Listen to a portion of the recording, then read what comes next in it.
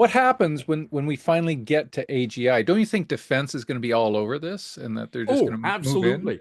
One of my favorite movies, of course, is War Games, which is 1980. Let's say 1984, but it's in that realm, 84, 86. And it's about this notion that taking the humans out of the loop is going to be an advantage to the whole process. Well, the thing is, we've actually done that with things that don't matter as much. Right. On a grand scale, would certainly matter individually. The classic example, you know this well, Chris, in AI, is using algorithmic things to determine who gets bank loans. Yes. And discovering that the use of, you can't use race. You can program that in. You can't use race.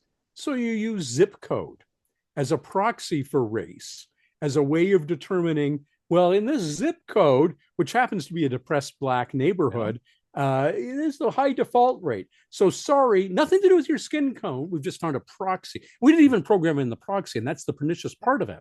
The AI finds the proxy, right? Perverse instantiation, as you know, is the term for this. It finds the way to get the same prejudiced, ill-intentioned, bad faith result that we thought we had programmed out of it. And so when we've seen that with something, it's devastating. It's devastating for the people who don't get the loan. So don't get me wrong.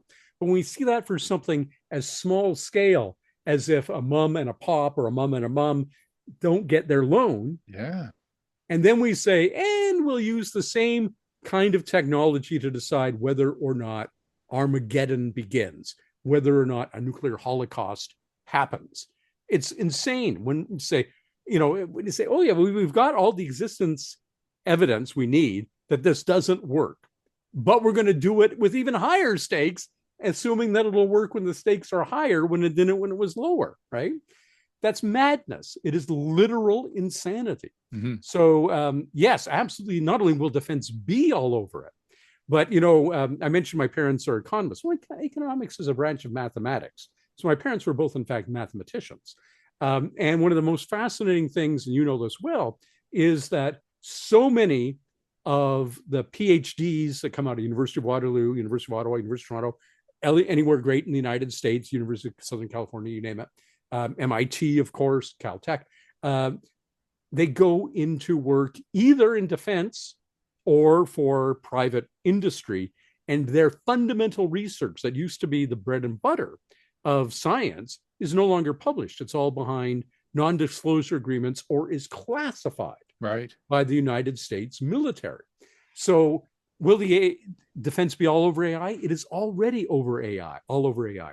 Remember, you and I are talking on Zoom, which is supervening on the World Wide Web, which is supervening on the internet, which started as the ARPANET. And ARPA was the Advanced Research Projects Agency, which finally decided to come clean and put the D at the beginning that says what it really is. It's Defense Advanced Research Projects Agency. Everything that happens on the internet is because the military had its hands in networked computing from the outset. And so absolutely, this is going to be a fundamental, it's a question that's been there already. It's not, will the military get its claws into this? The military is actively pursuing this.